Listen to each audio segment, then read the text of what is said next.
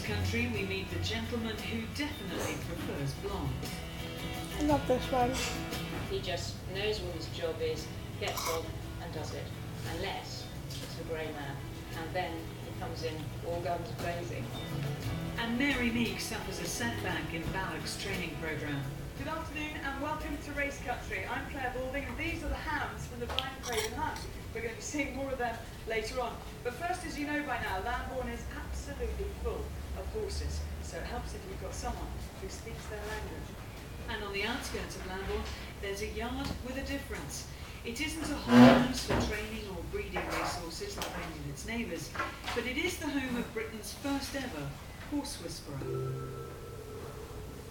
Oh, this term horse whispering got popular when the film came out with Robert Redford, and it became the buzzword. Like so many people in the Valley of the Racehorse, Kelly Marks has had a lifelong passion for horses. I started off as a junior show jumper and loved ponies, and then I went into racing, and I retired after I won the Ladies European Championship in 1995. Now a highly acclaimed writer of books on horse psychology, she travels the world letting owners in on the secret of what horses are thinking and why they behave like they do. 13 or 14 years ago, when I first started doing this, what people said to me, you know, this is a bit of a gimmick, it's all going to die out soon. And if it was a gimmick, it would have died out quite rightly, you know, it could have been a bit of fun and a party piece. But the fact that it's actually stronger than ever proves the point that it's got to work, it's got to be practical. It's not just whipping and hitting and shouting anymore, because that doesn't work, though it's been around a long time. And proof of the new method is all around. Take Pye, a 10-year-old former hellraiser.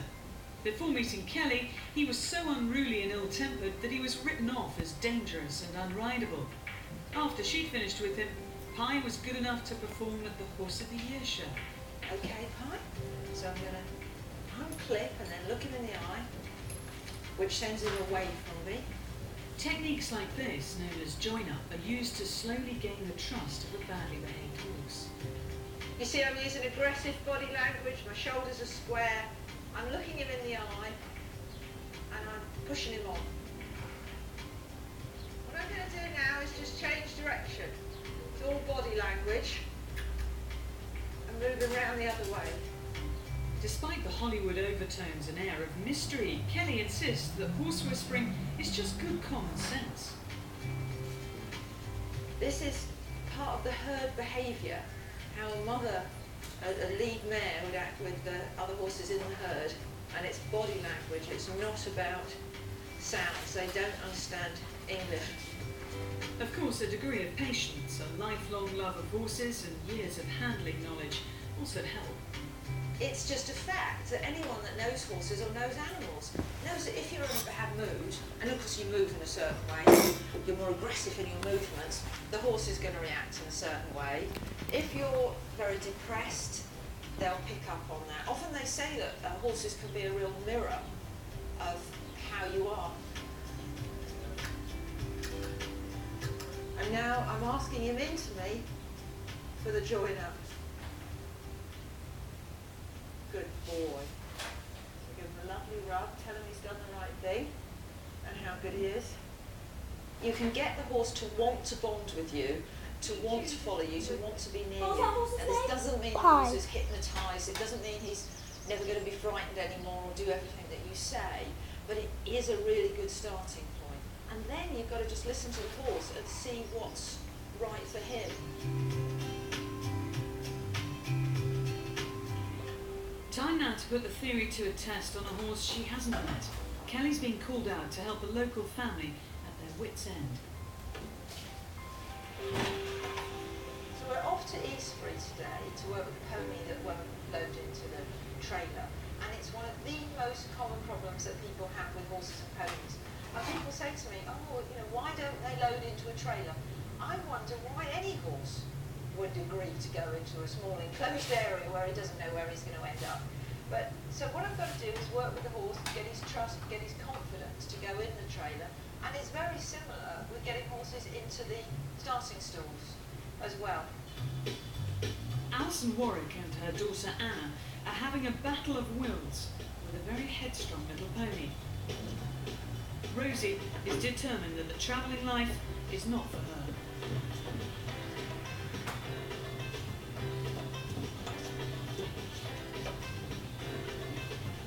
Rosie says, I'm not going in that trailer, and she'll do anything not to go in it.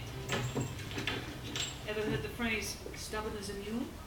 She gets so worked up, she's not bothered who is in the way. She'll walk right through you, she'll walk on you, she'll rear up, and she has landed on my husband before. She has gone backwards before as well. She doesn't like going forward, but she'll go up and backwards and just stay there and won't come back out again. Yeah, so shame, we go to lots of shows, but we know we have to leave at least an hour and a half to load her before we get there. We need some help. And here comes the cavalry. We'll find out later if Kelly can avert another summer of misery for the Warwicks by getting Rosie into her trailer.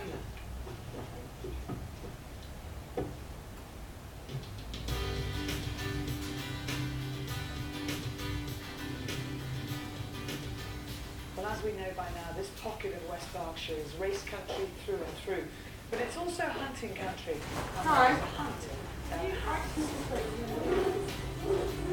There's a lot of excitement today at the kennels in Hannington. Hello. And you, fella. Hello. Any noise? Master and huntsman Tim Staines is preparing for an important outing. Tim's job is to look after 70 hounds for the Vine and Craven hunt, and this morning he's taking a pack of his favourite dogs to show at the Lambourne Open Day.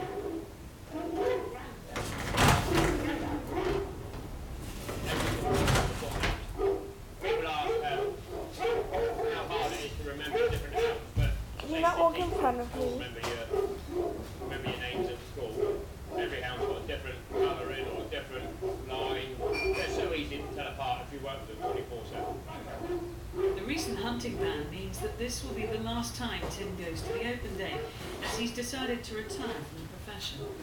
I feel there's no future in hunting any longer, which is a great shame to me because I've been in hunting all my life. I'm afraid I'm one of these people who's been in hunt service, haven't got any GCSE, A levels or anything like that. Did you? I really don't know what I'm going to do. Did you wash them? Did you wear these? Bristol Zoo or something Emma? like that. Yeah. Did you wear The them? ban also means that there's a question mark over the future of the next generation of hounds. The sad thing is these puppies were bred for fox hunting, but they haven't really got a purpose in life anymore. This sort of breeding in this generation could end up phasing out, which is a sad thing. Yeah, puppies. When Tim retires in a few weeks, he'll hand over the hounds to his assistant Duncan, who's busy getting himself ready for the day out. Duncan wants to show Lambourne that the hunt is here to stay. Well, Lambourne